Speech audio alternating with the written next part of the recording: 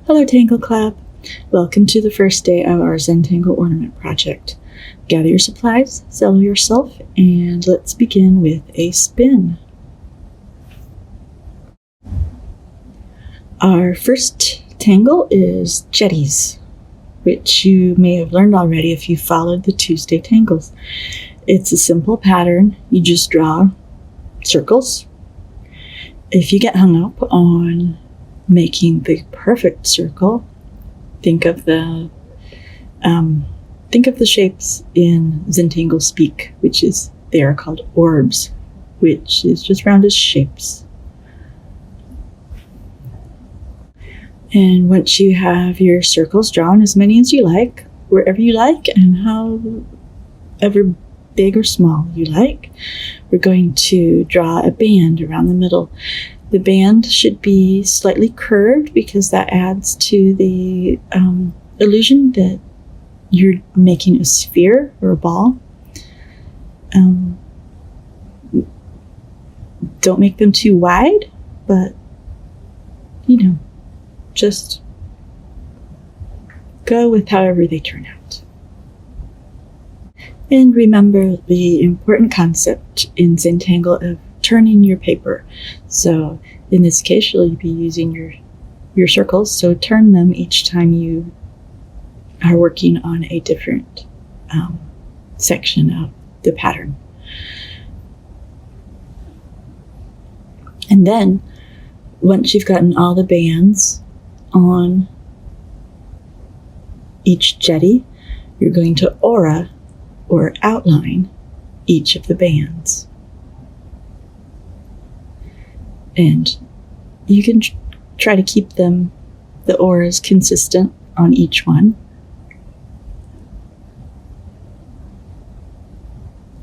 And just continue around and around. Once you've gotten your auras on each band, we're going to fill in the bands with a sort of bonus tangle. This one's called Doodah. It's really simple to do and ends up looking a little complicated. So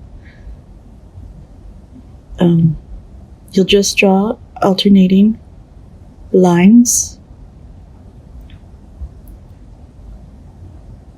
It's actually easier to watch and to learn from watching than me describing it, so just follow along.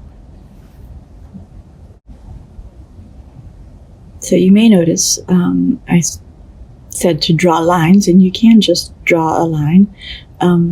For a little added dimension to this pattern, I ended up doing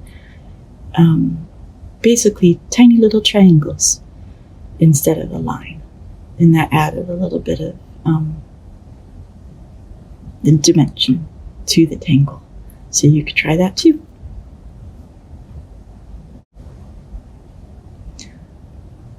So when you get your doodah finished, the next part of the pattern, you could leave it like this.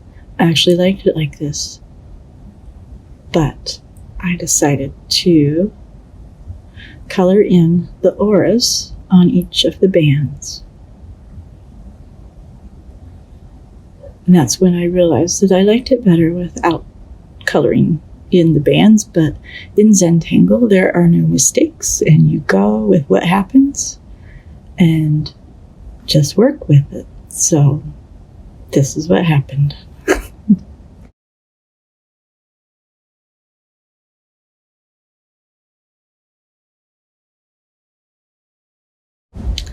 So once you've finished drawing the pattern in with your pen, it is time to make it really pop off of the tile and add the shading. The shading is what makes Zentangle patterns really sort of come alive. So this is a really basic shading of a sphere. So you'll just add a bit of dark pencil in along the edge of each jetty in a sort of backward C shape, or wherever you like, actually. This is one example of, in Zentangle, when you don't turn your paper, because you want all the shading to be coming from the same direction. And then you take your tortillon or a cotton swab or your fingers, whatever you have to blend with, and blend the pencil to soften the edges.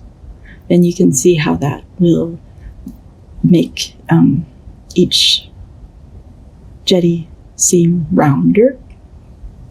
And then I decided to add a little bit of a shadow on the light side.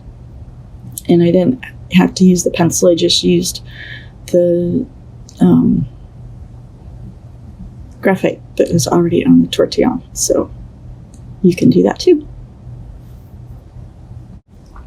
And after you've shaded, you are done. So just sit back and admire your work of art. And then tomorrow we will continue the project and do another pattern. See you then. Bye.